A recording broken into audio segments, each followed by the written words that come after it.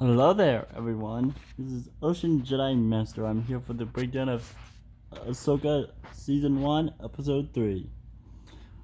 First things first, the Senator Zeno that we meet in Episode 3 is actually the father of Star Wars Resistance protagonist Kazuno. I didn't know how to pronounce his name correctly.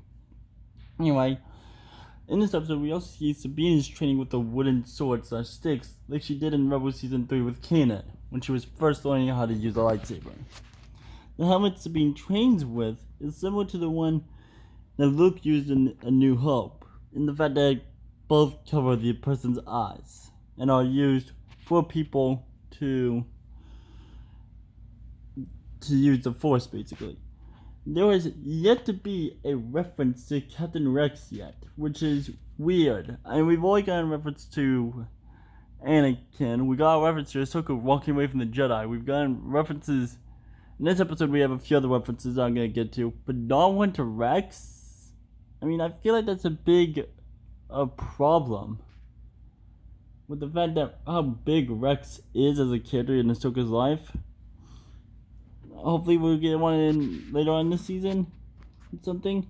Anyways, Sabine still seems to remember the basics taught to her by Kanan, which we actually saw in the first episode, but it's more prevalent here.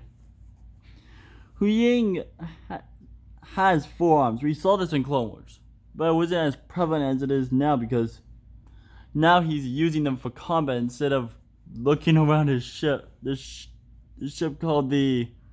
What was the ship's name? I forget what it was, but it was a ship used for the younglings when they go to construct their lightsabers.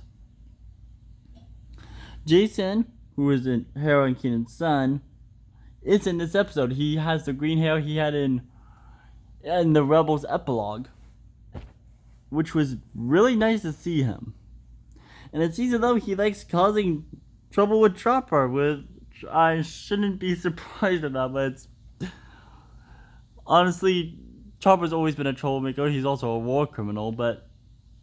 as long as he's not trying to kill the kid, I'll be fine. Like he did with Ezra. Not joking, watch Rebels Seasons 1 and 2, and you will see that Chopper has tried to kill Ezra multiple times.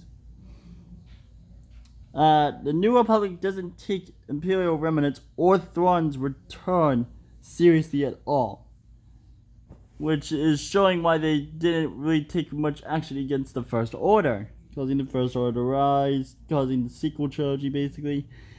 Hera has tried to get resources in the past from the New Republic to try and find Ezra.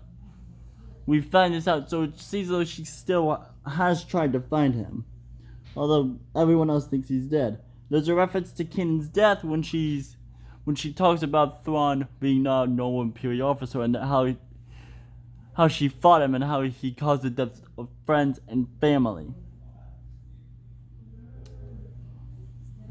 Hera is either back in denial or is still in denial. I don't know if she's either still in denial and never let that denial stage after Rebels Season 4, or she's back into denial of the possibility of Ezra's death. I do not think Ezra's alive.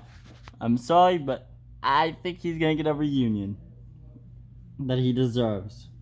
Jason wants to be a Jedi like his father Kanan, and Hera does know this, and I think it is possible that Hera is waiting for Ezra to come home so Ezra can be the one to train Jason, just like how Kanan trained Ezra. Or another theory is that she's afraid of losing him in the similar way to how she lost Kanan, because Kanan sacrificed himself to save not only Hera but also Ezra and Sabine in Rebels Season 4.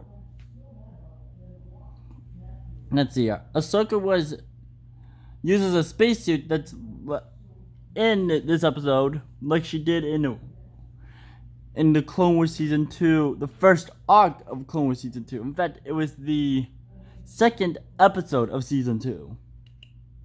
Huyang makes a reference to Ahsoka not being part of a line of unorthodox and unconventional Jedi, which is a reference to Qui-Gon, Anakin, and Dooku, and Ahsoka herself.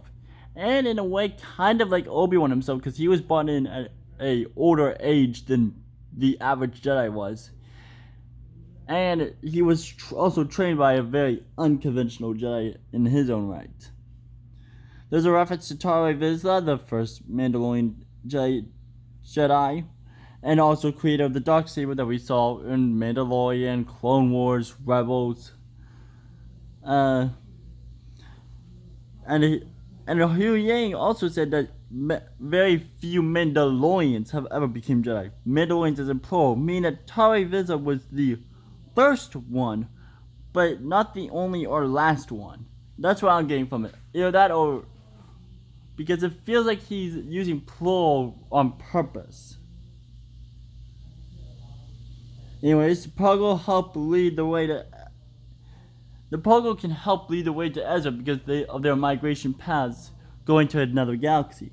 The hyperspace ring is large enough to go to other parts to a new galaxy if it has the right coordinates and calculations. Because hyperspace has been, as we heard in A New Hope, is very complicated. Hence why astronaut droids are usually the ones who do plot those courses. Ahsoka is still a good pilot. She was trained by one of the best in the galaxy. Sabine's also a good pilot in her own right because she was also taught by Hera. Marok's helmet seems to distort his or her voice. I'm stunned, but that voice sounds more masculine than feminine, which makes me think maybe it's not Barriss. I still hope it's Barriss underneath that helmet, but I'm starting to think otherwise. Sabine is still as good with technology as ever. She was basically the technology person when it came to hacking things and fixing things, along with Hera and Chopper.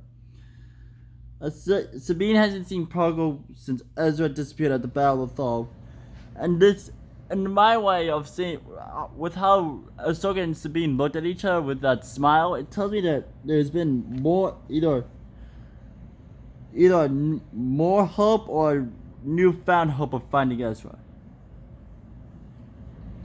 Anyways, that is all. See you guys next time.